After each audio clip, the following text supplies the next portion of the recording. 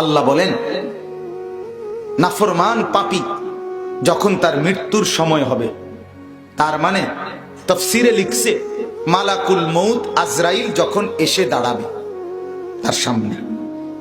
হাদিসের মধ্যে আছে, নবীজি বলেন প্রত্যেক নাফরমানের সামনে, পাপী বান্দার সামনে আজরাইল ফেরেশতা অত্যন্ত বিভৎস, কুৎসিত, জঘন্য আকৃতিতে দাঁড়াবে। আকৃতি নিয়ে আমরা কিতাবে পড়ছি, হযরত ইব্রাহিম আলাইহিস সালাম একদিন, ইমাম কুরতুবীর কিতাবে পড়ছি, ইব্রাহিম নবী একদিন আজরাইলকে বলছিলেন, মালাকুল মউত, নাফরমানের সামনে তুমি যেই আকৃতি নিয়ে দাঁড়াও ওইটা আমার একটু দেখাও। আজরাইল বলছিল, ইব্রাহিম নবী আপনি সইতে পারবেন না, আপনি এ অনুরোধ কইরেন না। ইব্রাহিম আলাইহিস সালাম বলছে, না আমি দেখব, দেখাও। হ্যালো, আসসালামু আলাইকুম গাইস। তো আপনারা যারা এমন ধরনের সুন্দর সুন্দর ভিডিও পেতে চান তাহলে এখনই আমাদের টেলিগ্রাম গ্রুপে জয়েন হন।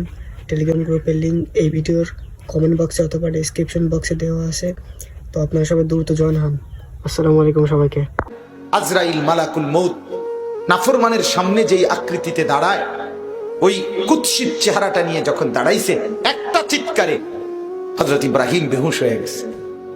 আমি নিজে কিতাবে পড়ছি, আরবি কিতাব আত-তাযকিরা ফি আহওয়ালিল মাউত ওয়া উমুরিল আখিরা, আমার কাছে কিতাব আছে আরবিতে, ইমাম কুরতুবীর কিতাব।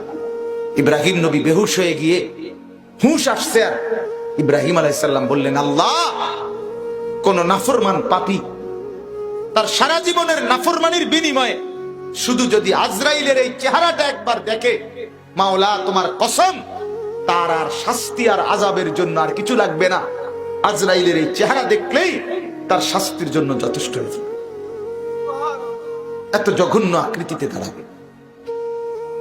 তো আল্লাহ তাআলা বলেন, হাত্তা ইদা জাআ আহাদাহুমুল মাউত, যখন নাফরমানের মৃত্যু আসবে আর আজরাইল এসে দাঁড়াবে বিভৎস আকৃতিতে, প্রত্যেক নাফরমান, প্রত্যেক পাপী আল্লাহর কাছে বলবে, ক্বালা রাব্বিরজিউন।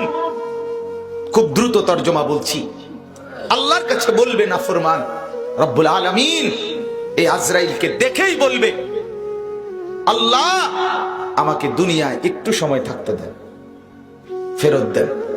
মাওলা অনুরোধ, আল্লাহ অনুরোধ আপনার কাছে, আজরাইলকে একটু চলে যেতে বলেন, আর একটা সপ্তাহ সুযোগ দেন, 10টা দিন সুযোগ দেন, 3টা দিন সুযোগ দেন মাওলা।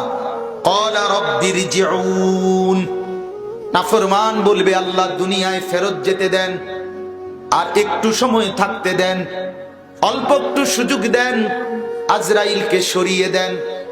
রব্বুল আলামিন বলবে, বান্দা কেন কেন সুযোগ চাচ্ছ?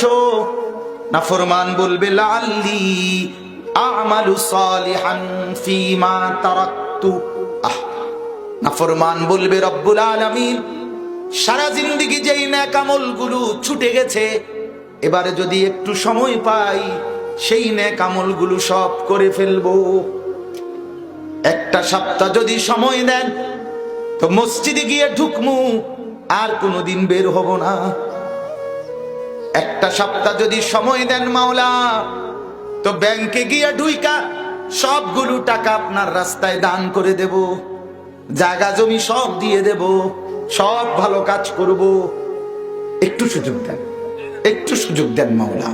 আল্লাহ তাআলা বলবেন, কাল্লা, এই যে কোরআনের আয়াত, কাল্লা, কখনোই না, কখনোই না নাফরমান, কখনোই না। আজরাইলকে সামনে আনলে আমি মাওলা আর কাউকে ফেরত যেতে দেই না, দুনিয়ায় থাকতে দেই না। এই পর্যন্ত করি নাই, কোনদিন আর করব না। ইন্নাহা কালিমাতুন হুয়া কাইলুহা, আল্লাহ বলে, বেঈমান তোরে আমি